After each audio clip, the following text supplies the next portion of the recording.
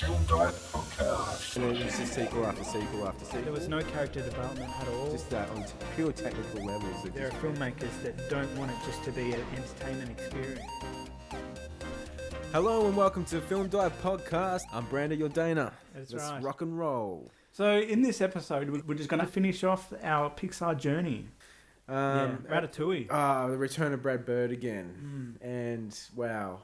I actually started up. This is when I kind of was off Pixar for a few years. This is the period I drifted away. After Incredibles, Cars and Ratatouille, I just didn't bother with.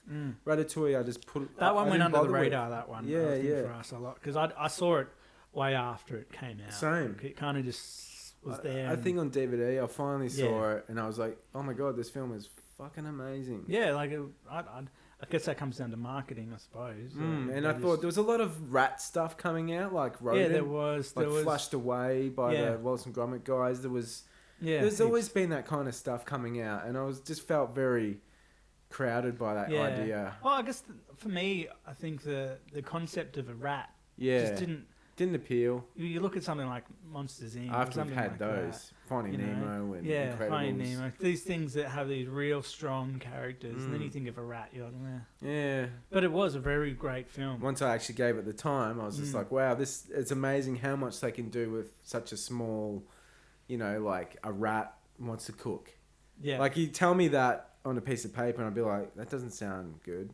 And then I see it and I'm like, wow, how much can they do with this subject matter? So made me want to cook, and made me want to eat, and made me want to, It got the essence of what's he saying? food and the French and the all that stuff. Really. Yeah. It really got it right. It's an impressive film.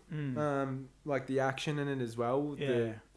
The lady at the start trying to shoot him with the gun and stuff. It's a nice play of scale too, because we're used to little bugs that were almost completely different to in the their real own world. Yeah. But now we're getting, it's a different sort of scale where we're interacting with the characters in a different way. The bigger characters with the little characters. Yeah.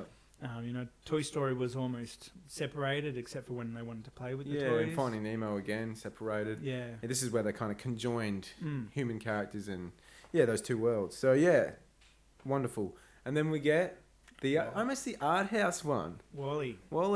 I saw this at the It cinema. was interesting. It was art house. It was very art house. That's what I was shocked when it came out, because I was just surprised that it went 40 minutes or whatever without dialogue. It was great. It was just all sound and music, visual storytelling to the absolute that's max. what they really focused on, was just telling a story. We had this insane environment. It was just went on forever. It looked amazing. It was just chrome everywhere, which was, looked stunning. Yeah. Looked stunning. This film is like on its own pedestal for me.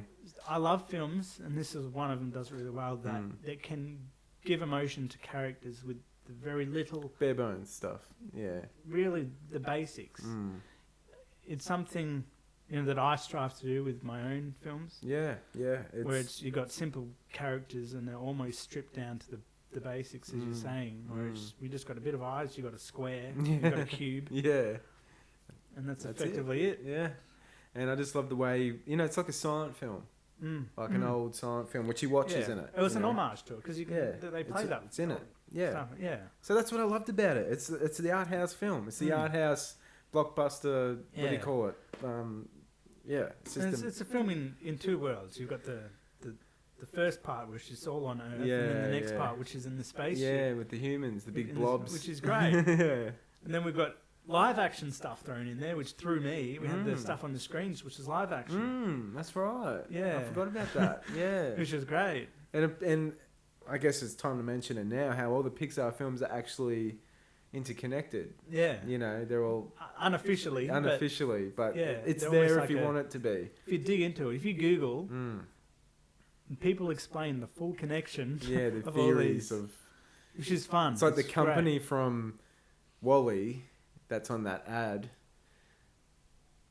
where the company that had the oil and stuff in cars, but then cars are meant to be in the future because there's no humans. Yeah. So that's set after, I think, Wall-E. So and then you got Monsters Inc., which is set way later, I think, or before. Oh, jeez, I can't remember. Yeah. But it's crazy.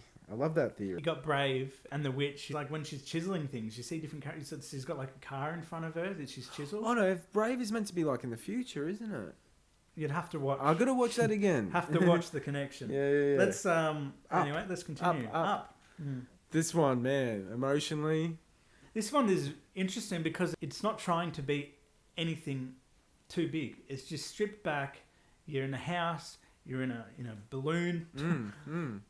That's really it. It's not about the visuals. It's about the story, and it's in the heart, man. This film could have easily been made in any format, and it still would have worked. Yeah. That's what's good about it. Yeah. It wasn't trying to be too much of, look at me, I'm animation. Is this film once again? I think I kind of dogged a little bit. Like when it first came out, I didn't see it straight away. I was just like, I'm kind of had enough of Pixar now again. I'm at that age again. I was like, yeah, whatever. And when I finally saw it, man, I think I was nearly in tears. Yeah. You know, especially at the start when he was his wife. It's almost like the first part's almost like a short film in itself. Yeah. And that is one thing. Side note. Yeah. With Pixar is their short films. They're so great at doing short films, and that's actually where they started before they did Toy Story. They started with short films, and they've always bringing out a new one every year, which is great to see. You know, the shorter films that can be made. Once again, like that, I think that's like the main thing about Pixar is that when they were going strong, is that their stories could function on a short story, which is just expanded, and it still works at feature length. Whereas you can see animation struggle. That the ones that do struggle, obviously, they're not solid enough as a short story. If you can't tell that story in a short way, that's just as strong as the long version. Yeah, and you got something going wrong. This always comes down to, for me, what makes a great film, or the building blocks of a great film. It always starts off with a solid, simple story. Yeah. And that's the thing. People always try and make things complicated. And you see a lot of these films that they try and be big franchises that usually will make one and it flops. They try and shove so much complexity into you in a franchise that you don't care about. They have to make you care. Like if you look at Harry Potter, the first Harry Potter was quite simple. Yeah. Look at the first Lord of the Rings, it was quite simple. But around that you can expand on it. Yeah. That's, for me, what's important is try and keep in the simple story, simple characters, and then from there, you can add all the flourishes from there. Yeah. I was just trying to look up who did the voice for the dog. The dogs, Now that's, when I saw that, character. I was like, genius. Yeah. Just the idea of putting the collar on him. Yeah. On the dog and he talks. It's great. I love that kind of spin on that story where they, going to find that kind of place that no one else has seen before. It's like that, I don't know, it's like Skull Island or something out of King Kong, where they go on an adventure to like a mysterious island or something. And I just love that kind of setting. So that won me over, that film, very easily, and that's very much up there for me in Pixar's back catalogue. Toy Story 3. Yeah. Toy Story 3. They had, I think, 2 guys working on this one, and this surprised me because it was better than I thought. I was like, how could they do it 3 times? And I was like, and they did. It was good enough. It broke the whole sequels are never as good as the... the third one, especially, is never as good as the first and second. That's it. Turning into a franchise, a solid franchise. Yeah. It's probably one of the few ones that actually is solid. I mean, the first one's always going to have a place in my heart because it's the first one. It's the one that I grew up with. Yeah, and the second one for me as well, because that was the way they expanded on the first one for me was just brilliant. Good. Yeah. And the third one just surprised me, and looking back at it now, it's probably the weaker one out of the 3 for me.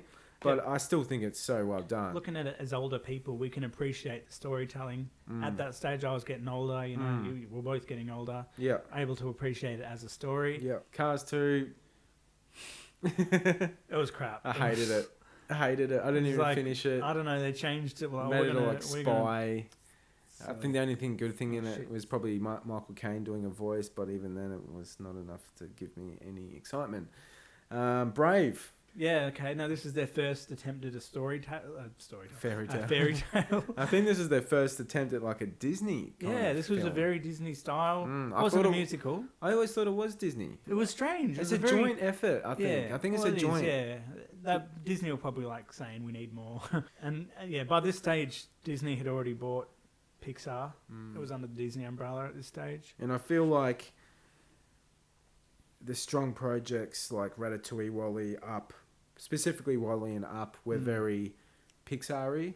But then we started getting into like obviously sequels that Disney love.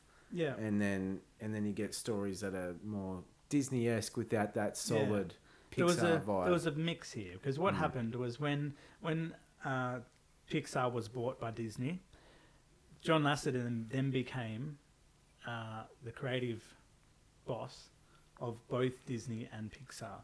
So you saw a sudden increase of the quality of films made by Disney. And this is when we started seeing Tangled and Frozen and all that stuff happen because John Lasseter had finally fixed their bad storytelling issues that they were having in the past.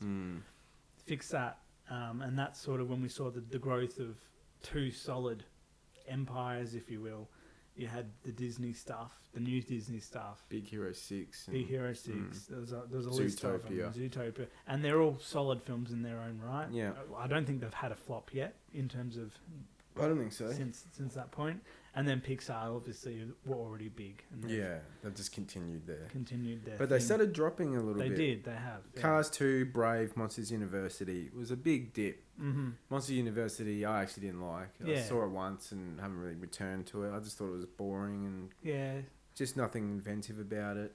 I think, for me, it's not my franchise to say, but if I was in charge of that franchise, I would have taken it in a different direction. Yeah, it just felt like a repeat. Yeah, that you could have done more with that expanding on your story in that world rather than trying to make... It felt like a different film just with those characters. Yeah, it just didn't feel right. The first Monsters, Inc., it had a very specific style to it. And then it felt like the Monsters University was trying to be more human. And it didn't quite... Yeah, good point. Gel. It's trying to be like a high school movie or school film, and it's just, obviously didn't work for me. And then Inside Out came out. And then I was like, I'll go see this one because it looked interesting. Yeah. And I saw my partner, and I thought it was really good. It's got the heart. It's kind of bare bones Pixar stuff. If they want to sort of get that checklist happening, it definitely ticks all those boxes just about. Yep. So that's a good film, definitely solid. And then once again, they're dipping again. Good Dinosaur. Now, this is unfortunate because horrible story. This story, they worked on this from the beginning almost. This was a story that John Lasseter had. Was developing for years. Way before Pixar became what Pixar is today. They were working on it for ages. For me, it's a case of, you leave the stove on warm too long, things just go off. Yeah, definitely. That's a good analogy for it. Totally off. Love the environments. All the characters are atrocious. Terrible. Yeah. The characters do not fit that. The environment, though. Nah, the environment's, schmick. Yeah. Everything but the characters. Ugh. Finding Dory. Bump bow. If they're talking about tainting their... their classics. They were doing that in a big way all of a sudden. Let's take it of San Francisco this time. Yeah. It to me, it was very Pixar sequel-esque. I felt like they just needed a safe bet. They're like, shit, we've had a flop. We're a bit scared to go completely new here. We need something just that's going to make us a lot of money.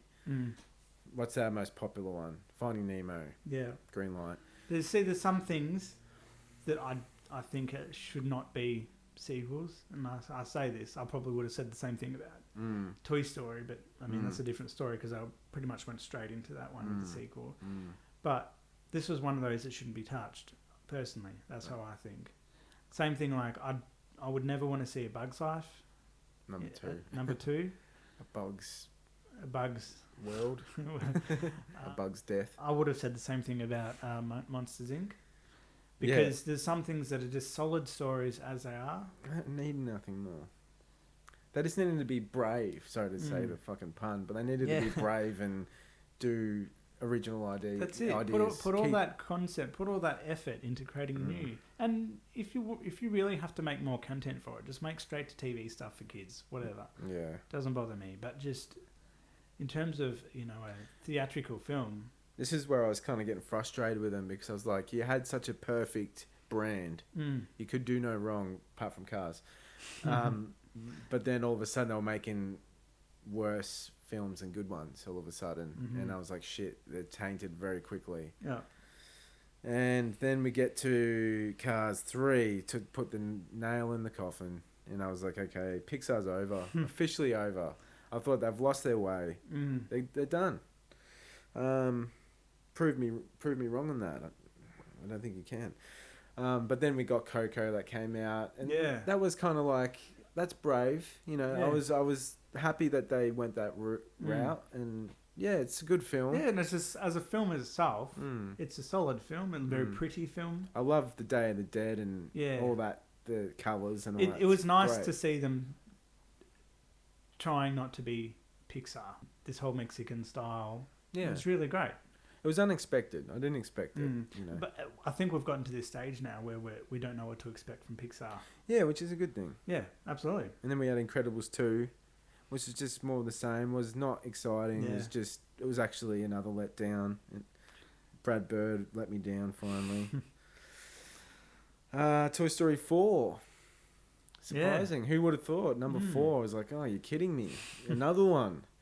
Now you're going to taint your legacy with, the Toy Story legacy. And it didn't quite taint it, I would say. It was fine. Yeah, it's good. Yeah, it's good. It was interesting because they said goodbye to Woody. Yeah. Yeah. Hopefully they say goodbye to the franchise now and we can move on, but they probably won't. I get to a stage where I say, okay. But we'll see. And then, obviously, Onward. Now, I haven't seen this one, so you're going to have to... what are your thoughts of Onward? It's mid-ranged. Okay. It's not Cars, and it's not The Good Dinosaur. Yeah, I've heard the same thing. I haven't seen it, but people are saying... it was a solid film for what it is. It wasn't their worst. It wasn't their best. It was just in the middle, as you're saying. However, in terms of the money, it's done pretty poorly. And that's half to do with the virus. Timing. Yeah. Yeah. It came out when it did, where the coronavirus just started popping up and people started getting a bit scared to go out there. And unfortunately, that's where it's at. So that's going straight on to Disney Plus soon, I believe. Yeah. And to be honest, it's not... I wouldn't be surprised if it wasn't a great success anyway. Because it's not very appealing in many ways. Like, it's a hard sell. It's like The Good Dinosaur in ways, like the character designs are not as good as the environments. And I'd say it's definitely lacking in a lot of ways. It's just a bit of a shame because every other studio that isn't Disney... connected to Disney are the opposite. They always focus so much on the character and they have nice characters and the environment lacks. But for some reason it's the opposite with Pixar where the characters are... it's like they're scared to go all out on the characters and they're just so busy with the environments. Like, yeah, which is great. Let's make things look pretty, which I get. Yeah. But, you still need those characters. Like, The Good Dinosaur was so basic. Yeah, and even the voice acting in Onward too. I mean, we've got Chris Pratt and bloody Spider-Man... Tom, whatever the hell his name is. And I'm kind of sick of hearing the safe bets of casting. Like, Pixar used to be very inventive Hollywood. With their casting. And I just feel like they went the safe bets for this one. The big names. A-list. I mean, how many times I need to hear those guys' voices? Like, I like them both, but geez, man, like, that's enough. Just stick to your Avengers movies and Jurassic Parks and all that and just leave me alone for a bit. And then the next film on the... Soul. Yeah, Soul, which I'm very interested. Everyone's in the movie world is pretty excited for I'm this very hyped. This is the first time I've been hyped for a while because you got Pete Docter who did Inside Out and the original Monsters Inc. Yeah. The trailer for it is so interesting because the trailer feels like a short film in itself. Yeah. It's got that feel to it, which is really nice. I think this one's going to be the kind of love letter to what Pixar used to be in ways. Like Inside Out was a bit, and this will be kind of like that too, where it's just full of heart and soul. And I think Trent Reznor as well doing the music. I like it when they stick to the story and don't worry too much about having the big, giant immersive environments and trying to make it look what we can do and just focus on the story, almost like what Up was, where it's just a simple story, doesn't try and be too inventive much more. in so many ways. It's just solid. Anyway, so that's the end of our Pixar journey. Part 2. We'll hopefully get into some other animation Topics, subjects, films. soon. We'll see what happens. Other than that, I'll see you next time. Adios.